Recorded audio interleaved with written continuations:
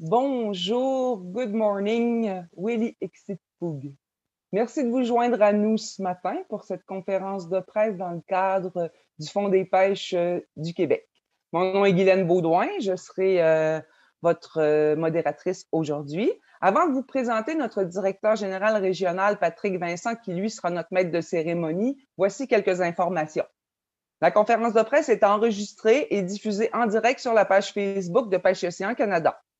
Pour les journalistes, si vous avez une question technique, envoyez un courriel à l'adresse qui apparaît dans l'avis aux médias, c'est-à-dire media.xncr@dfo-mpo.gc.ca et quelqu'un vous contactera.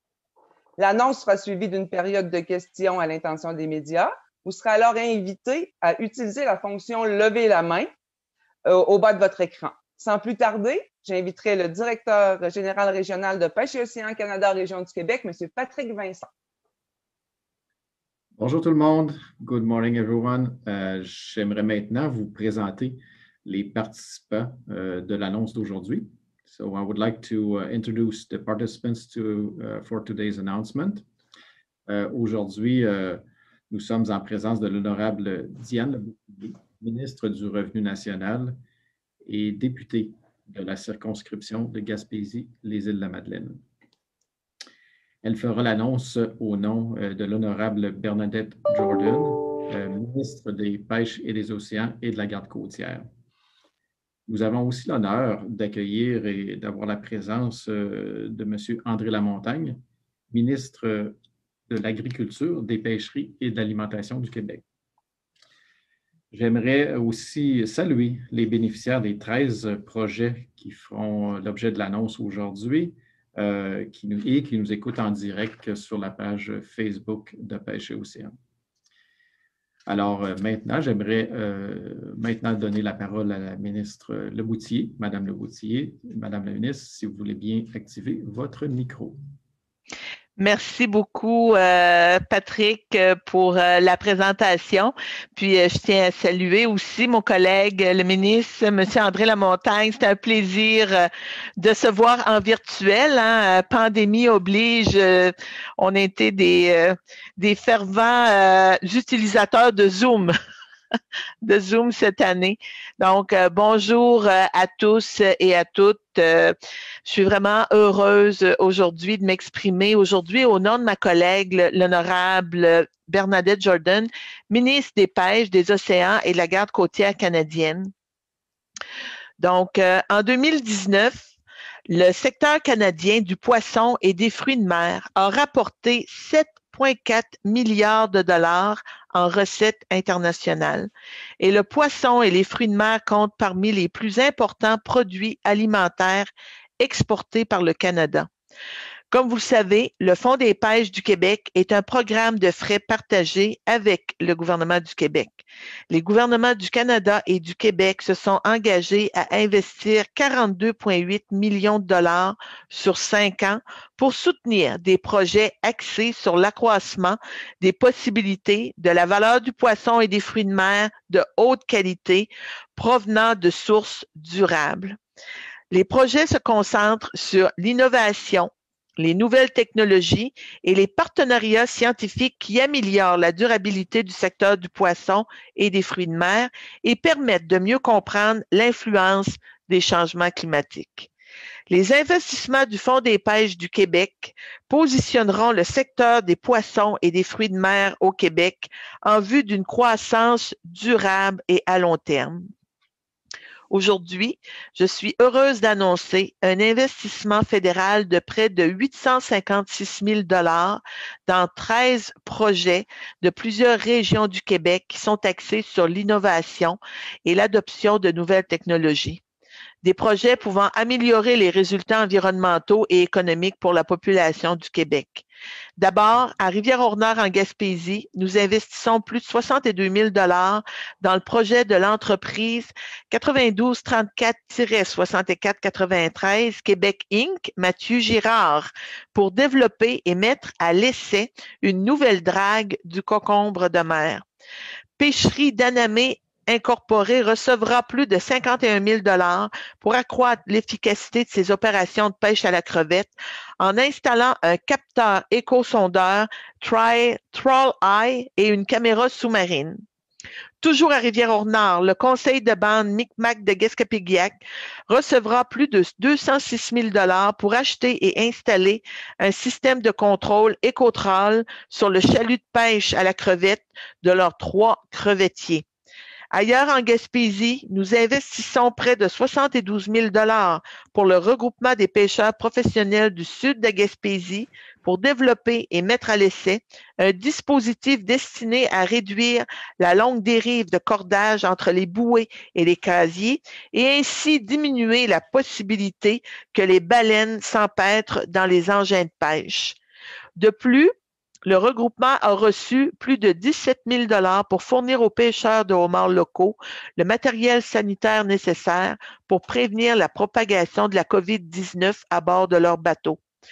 Pêcherie Pierre-Paul Dupuis et Fils Incorporé recevra près de 70 000 $ pour acheter et installer un système de surveillance sur son chalut à crevettes, ce qui améliorera l'efficacité de la pêche et la durabilité environnementale.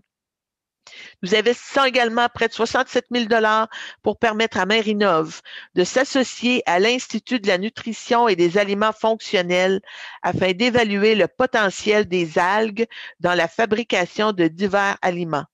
L'entreprise des crevettes du nord de l'Atlantique a reçu près de 64 000 $ pour optimiser sa ligne de transformation de crevettes double congélation en introduisant de nouveaux équipements.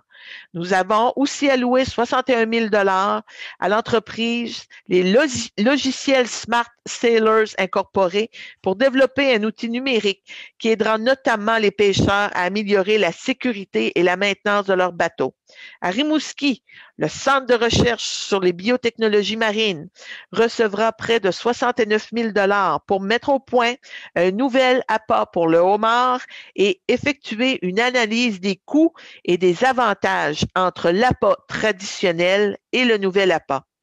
À Étang-du-Nord, aux îles de Madeleine, les entreprises des fruits de mer Madeleine Incorporées recevra plus de 50 000 $ du gouvernement fédéral pour améliorer sa ligne de transformation du crabe des neiges au niveau de l'empaquetage.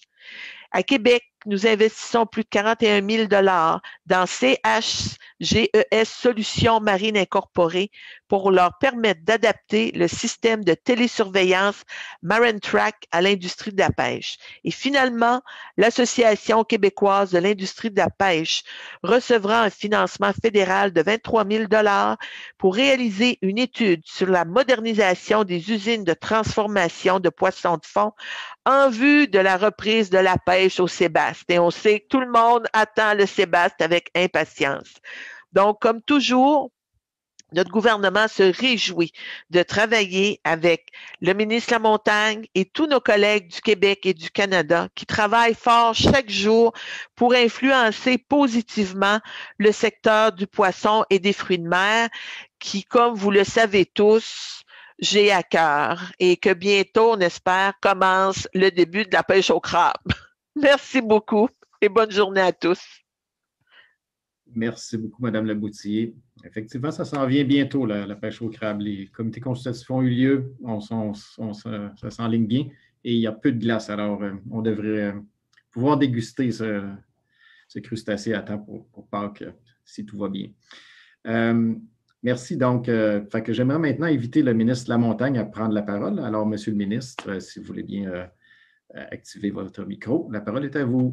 Oui, merci. Merci beaucoup, M. Vincent. Mais Mme Leboutillier, c'est toujours un plaisir. C'est un plaisir toujours plus grand quand on se voit en personne, mais ça fait déjà un petit bout de temps qu'on a pris l'habitude de faire ça par Zoom ou par Team ou tout ça, mais naturellement, on se souhaite là, que l'année 2021 marque vraiment un tournant pour qu'on puisse revenir ensemble à des moments où on peut se regarder, on peut serrer la main, on peut s'apprécier. Alors, je fais le souhait qu'on ait toute la santé et qu'on puisse, en 2021, tourner la page là, sur ce qui se passe depuis plus d'un an au Canada, mais partout dans le monde.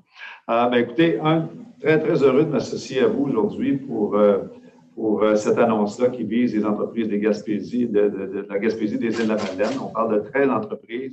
Puis on sait que le contexte des pêches, autant sur le marché intérieur que sur le marché international, à quel point c'est compétitif. d'où l'importance pour les entreprises d'être à l'affût d'opportunités de se moderniser puis d'innover. C'est pour ça qu'ensemble, nos deux gouvernements, on a mis sur pied le Fonds de pêche du Québec, on sait à hauteur de 42 millions sur 5 ans, où le fédéral contribue à hauteur de 70 %, le Québec contribue à hauteur de 30 %, mais qui vise naturellement à venir en soutien aux organisations et à nos entreprises. Alors, on a 13 beaux projets dont de venir faire la nomenclature. Ces projets-là s'inscrivent tous dans une perspective de développement durable. On s'aperçoit qu'il y en a qui vont permettre de réduire la consommation de carburant des bateaux, de limiter les prises accessoires lors de la pêche, puis de minimiser les répercussions sur les activités, des activités sur les fonds marins. On a d'autres qui vont permettre de limiter la diminution des ressources, limiter la diminution des ressources ou diminuer le gaspillage. On en a d'autres qui vont permettre d'augmenter la sécurité des équipages tout en réduisant les accidents puis en minimisant la propagation des maladies. Alors, c'est 13 aides qui sont un travail conjoint qui illustre, vous l'avez mentionné, la collaboration non seulement entre nos ministères, mais aussi avec tous les intervenants, les acteurs de la filière là, sur le terrain. Alors, c'est important d'unir nos forces, c'est important de mettre à la disposition de nos entreprises ces montants-là, qui sont des sommes considérables. Quand on regarde ce qu'on a annoncé en 2019, le Fonds des pêches, Mme Leboutier, c'est des moyens considérables qu'on donne à nos entreprises. Puis naturellement, en aidant les entreprises, les associations, les regroupements de pêcheurs, mais aussi c'est des gens qu'on aide. Parce qu'ultimement, les retombées directes, indirectes des investissements, ça se traduit où? Ça se traduit sur le territoire, ça se traduit pour nos communautés, puis ça à la grandeur du Québec. Alors, oui, on vient aider une entreprise de pêche, oui, on vient aider un bateau, une usine, mais les retombées de ces aides-là s'inscrivent beaucoup plus large dans une grande contribution économique pour toutes nos régions côtières. Alors, très, très heureux de ces annonces. Je dois dire qu'il y a eu la pandémie, mais au niveau du Fonds des pêches, on n'a pas été ralenti tellement par la pandémie. Vous savez, Mme Boutier, il y a combien de projets qui nous ont été présentés jusqu'à maintenant là, au Québec? Je pense qu'on est rendu tout près de 5 millions là, de projets. On a 35 qui ont été annoncés. On a plusieurs dizaines là, qui sont en études, en évaluation. Alors, je peux juste inviter encore davantage les gens. Gênez-vous pas, présentez-nous des projets. Nous, on veut pousser l'innovation. On veut pousser des nouveaux équipements, faire en sorte qu'on ait une pêche encore plus compétitive, une pêche encore plus durable. Ça, c'est au bénéfice naturellement de nos entreprises et de nos communautés. Alors, bon succès à tout le monde. Puis merci encore, Mme Leboutier, pour cette annonce-là ce matin. C'est toujours un plaisir. Puis M. Vincent aussi. Merci.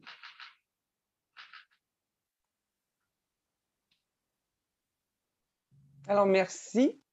Patrick, merci au ministre. Nous voici rendus à la période de questions à l'intention des médias. We are now ready to take questions from reporters. To ask a question, please use the raise hand function on the bottom of your screen. Pour signifier que vous avez une question à poser, je vous rappelle d'utiliser la fonction main levée. Lorsque ce sera à vous, votre microphone sera activé. Vous pouvez aussi aller de l'avant et vous pourrez, aller de l'avant. On demande aux journalistes de se nommer, de mentionner le média qu'ils représentent et à qui s'adresse la question. Nous prendrons les questions en lien avec l'annonce d'aujourd'hui et vous pourrez poser une question de suivi. When it's your turn to ask a question, your microphone will be turned on mute, and you can go ahead. We ask reporters to state their name, their media outlet, and to direct their question to one of our guests. We'll take questions from today's announcement, and one follow-up question will be permitted. Toute question supplémentaire qui nécessiterait un suivi pour être envoyée à l'adresse courriel dont je vous ai donné tout à l'heure et que vous avez aussi sur l'avis aux médias que vous avez reçu hier. Any question that require follow-up can be sent to the media relation emails address I gave you earlier and which also appear in the media advisory sent yesterday. J'inviterai maintenant ma collègue Carole à coordonner la période de questions. Merci. Merci, modérateur. Nous avons une première question de Joanne Bérubé, Radio-Canada. À vous la parole.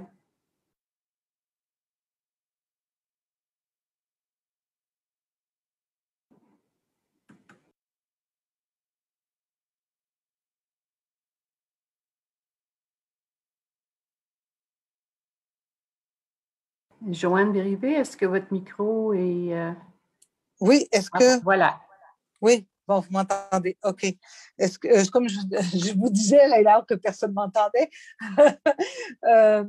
j'ai deux questions à poser. Une première, puis je vais poser ma question de suivi tout de suite. La première est sur le bilan du Fonds des pêches. Qu'est-ce qui a été investi jusqu'à maintenant, tant au fédéral qu'au provincial? Et ma seconde, sur les projets qui sont encore à l'étude. J'aurais voulu savoir, Madame Leboutier, le projet de parc à bateaux de Grande-Rivière a été déposé en décembre dernier. Où en sont vos discussions avec Madame Jordan là-dessus? Et Monsieur Lamontagne, vous avez été interpellé là-dessus en janvier dernier par la municipalité et les pêcheurs de Grande-Rivière. Alors, où en est le MAPAC dans l'étude du dossier? Je vous dirais peut-être au niveau plus technique, administratif, au niveau du Fonds des pêches, je vous référais peut-être plus vers côté administratif auprès de M. Patrick Vincent. Comme on le mentionnait, pour moi, là, c'était important d'avoir un fonds des pêches pour le Québec, puis la collaboration aussi avec le gouvernement du Québec pour pouvoir travailler à l'innovation, à la recherche et au développement dans le secteur des pêches. On a toujours considéré que c'était une richesse extraordinaire et on n'était pas au courant de tout ce qui se passait dans notre région au niveau de ce qui touche le golfe Saint-Laurent. Mais pour nous, c'est important au niveau des régions, au niveau du Québec pour nos économies locales. Puis comme le mentionnait M. Lamontagne, d'investir dans les pêches, c'est vraiment d'investir aussi dans l'économie du Québec et on a vraiment des produits de qualité. Donc, puis on encourage les gens là, à la poursuite là, du dépôt de projet, puis le travail va se faire au cours des prochaines années. En ce qui concerne le parc et le projet de Grande-Rivière. On a toujours des discussions qui sont en cours actuellement. Je vous dirais que moi, de mon côté, il y a des interventions qui se font auprès de la ministre des Pêches pour des investissements majeurs dans les ports pour petits bateaux. C'est parce que ce sont des infrastructures de développement économique importantes et pour le secteur des pêches, mais ça touche beaucoup plus que ça au niveau des régions. Ça touche aussi le domaine touristique. Donc, pour moi, là, c'est ce qui touche le projet de Grande-Rivière serait beaucoup plus dans une autre enveloppe auprès du ministère des Pêches. Puis le Fonds des pêches, il y a eu des discussions qui se sont faites au départ entre le fédéral et le provincial pour établir des critères au niveau de, comme on disait, l'innovation, la recherche, le développement, la protection des océans, d'avoir les meilleures pratiques possibles avec les associations, autant du secteur des pêches, puis d'avoir aussi les meilleures pratiques possibles pour protéger l'environnement, puis d'avoir où on va traiter un produit de qualité aussi avec les entreprises de transformation. Comme je vous dis, les discussions se poursuivent concernant le projet de Grande-Rivière. Merci. Puis, pour compléter, je vais compléter, Mme Leboutier, au niveau où on en est dans le Fonds des pêches, Mme Bérubé, au moment où on se parle, comme je vous disais, on est à près de 5 millions là, de contributions fédérales provinciales, si on veut. Là, il y a 31 projets qui ont été approuvés. Là-dessus, c'est à peu près 3,7 millions là, qui est du fédéral, puis à peu près 1,2 million, quelque chose qui vient du provincial. Puis il y a 2 projets qui étaient sous forme de prêt. Il y a 32 projets présentement qui sont à l'analyse. Il y a 4 projets qui sont au stade d'approbation ministérielle. Et puis, il y a quelques projets là, qui avaient été soumis. Il y a 18 projets qui ont été soumis qui se trouvaient être non admissibles. Puis il y en a quelques-uns là, qui ont été retirés par les promoteurs. Alors, grosso modo, là, 34 projets approuvés, 4 qui sont à l'étape ministérielle, 32 qui sont en analyse, qui ont été jugés recevables et tout ça. Alors, il y a beaucoup d'actions à ce niveau-là. Au niveau du parc à bateaux, moi, j'ai été en discussion là, avec monsieur le maire de Grande-Rivière au cours des dernières semaines, des derniers mois. On a manifesté là, notre ouverture au gouvernement fédéral pour des solutions ou une solution là, pour arriver à une résolution de cette situation-là. Et puis, on est en attente. Là. Je viens d'entendre de Mme Leboutier un peu exprimer où ils en étaient. Là. Mais l'objectif, naturellement, c'est le parc à bateaux dans un environnement comme Grande-Rivière, c'est majeur. Puis, au terme si on encourage nos entreprises à se développer, on encourage nos pêcheurs à avoir des plus gros bateaux, à avoir des meilleurs bateaux. Mais maintenant, ça prend une infrastructure pour supporter tout ça. Ça s'inscrit tout dans le même filon, dans une même logique. Mais je suis confiant qu'on va trouver des solutions là, pour arriver à une solution là, pour la situation, là, pour le parc à bateaux de Grande-Rivière. Merci beaucoup. Madame Bérubé, avez-vous une question de suivi? Oui, j'avais une question de suivi justement là-dessus, Madame Leboutier. Ce que j'ai entendu, c'est que finalement, vous envisagez de ne pas financer le parc à bateaux par la demande qui a été déposée au Fonds des pêches. C'est ce que j'entends, là. Écoutez, ce que je peux vous dire, c'est qu'il y a eu des critères spécifiques qui ont été mis en place concernant le Fonds des pêches. Il y a d'autres programmes qu'on peut regarder pour le projet de Grande-Rivière. Puis, Monsieur Lamontagne, là, vraiment, vous l'avez bien exprimé à l'effet où on veut des pêches performantes. On fait de la construction de bateaux. Les bateaux sont toujours de plus en plus gros, autant du côté des hauts-mardiers que du côté des crabiers. Et c'est sûr qu'on doit avoir les infrastructures en place là, pour pouvoir avancer dans ce dossier-là. Mais ce que je peux vous dire, c'est que le Fonds des pêches n'a pas été conçu au départ pour des infrastructures de ce type-là. Merci beaucoup. On passe à la prochaine question. On donne quelques secondes pour qu'un journaliste lève la main.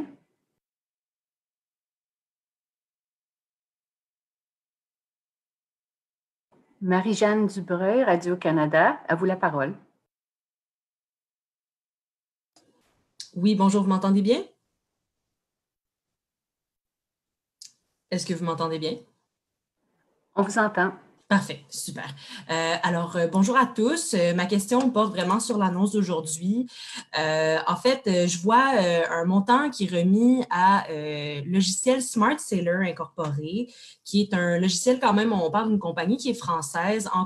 Où était l'intérêt de financer, dans le fond, cette entreprise-là? Qu'est-ce que cette entreprise et son projet va pouvoir amener aux entreprises canadiennes et gaspésiennes? Monsieur Vincent voudrait répondre. Oui, on peut passer la parole à Julie Lavallée, qui est la directrice du programme. Elle a davantage de détails concernant les projets spécifiques. Julie? Oui, merci. Vous m'entendez bien? Bonjour tout le monde. Alors, oui, mais le logiciel Smart Sailors, c'est une entreprise qui a un numéro au niveau du Québec. Donc, c'est une entreprise qui est enregistrée au Québec. Et puis, c'est une application numérique qui est habituellement utilisée dans la grosse navigation marchande et qui voudrait l'adapter pour les pêcheurs. Ils sont déjà en contact avec des pêcheurs de Rivière-au-Renard. Et puis, c'est une application numérique qui va aider à la sécurité à bord du bateau au niveau des, je vais juste vous dire, des équipements de sécurité, clarifier les procédures de sécurité à bord du bateau, de faire des renouvellements sur les brevets d'équipage, etc. Donc, c'est super intéressant ce projet-là et c'est appuyé par les pêcheurs qui vont travailler directement avec l'entreprise. Voilà. Merci. Madame Dubreuil, avez-vous une question de suivi? En fait, plus une question générale.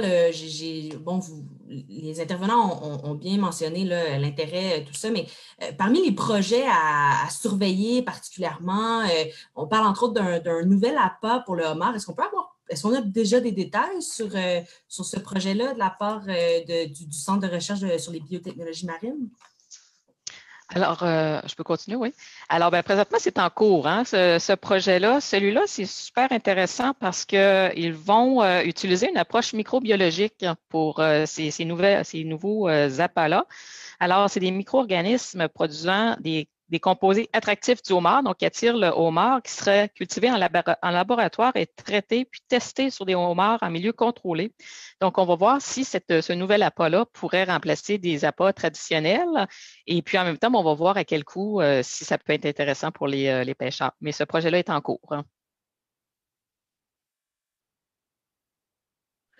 Peut-être que je rajouterais aussi au niveau des appâts traditionnels, on voit qu'il y a une diminution au niveau des stocks de harengs. Donc, d'utiliser des poissons qui sont comestibles et qu'on pourrait mettre en marché pour la population, de les utiliser comme appât, si on veut vraiment, là, puis comme on le disait, travailler sur des pêches éco-responsables, ça devient important d'utiliser les bons produits à la bonne place. Donc, ce qui pourrait être un plus pour les citoyens dans le hareng et le maquereau, de l'utiliser pour des appâts, donc de faire des recherches dans ce sens-là. Ça ne peut être que bénéfique pour le milieu marin, mais aussi et pour les consommateurs. Puis il y a les coûts aussi reliés, je crois, là, parce que moi, j'en entends souvent parler là, dans le secteur de la pêche, les coûts reliés à l'achat, la congélation des appâts actuellement, c'est quand même majeur pour les pêcheurs. Donc, pour moi, là, c'est des projets qui sont novateurs, puis vers lesquels vraiment on se doit là, de continuer de faire de la recherche et du développement. Merci beaucoup. Une prochaine question de Gilles Gagné, Le Soleil.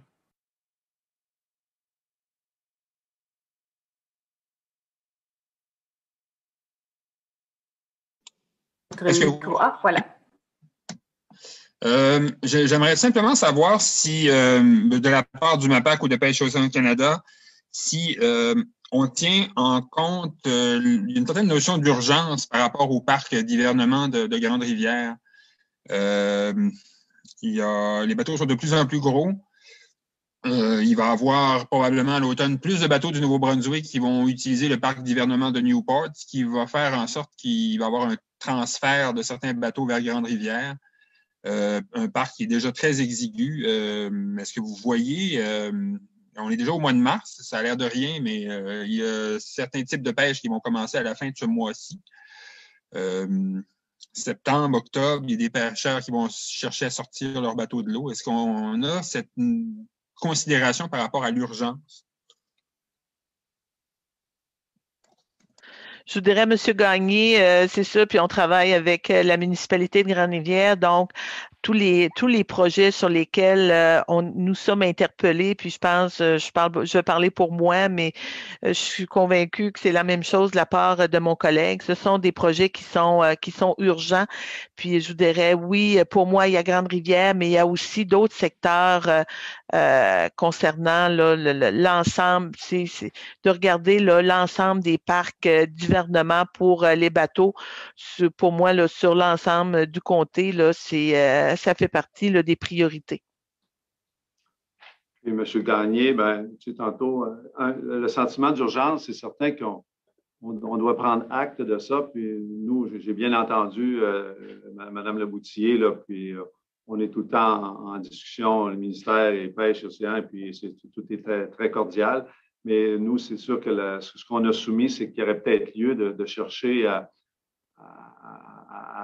utiliser le fonds des pêches parce que le mécanisme est là, tout est en place. Si on parle du temps qu'on pourrait pour réagir et tout ça, là, nous, bien gentiment et bien respectueusement, c'est la position qu'on a soumise à Pêche Océan Canada que dans le cas de Rivière-au-Renard. Mais peut-être qu'il y a lieu de voir si on ne peut pas élargir un peu les critères ou trouver une façon d'interpréter. Parce que, comme je disais, ultimement, c'est une infrastructure qui vient en soutien à toutes les initiatives qu'on met de l'avant au niveau du Fonds des pêches. Puis, la question d'urgence, la question de mettre en place le plus rapidement possible, d'améliorer l'infrastructure, c'est certainement quelque chose qui doit être tenu en compte. Et puis, la possibilité qu'on a, si on peut arriver à une résolution de cette situation, par le Fonds des pêches, là, les argents sont disponibles, les programmes sont en place.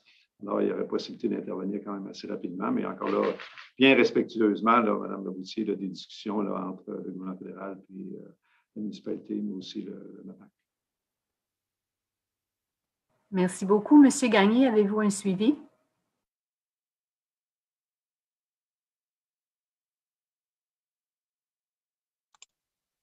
Non, ça va. Merci beaucoup. On donne quelques secondes aux journalistes pour lever la main.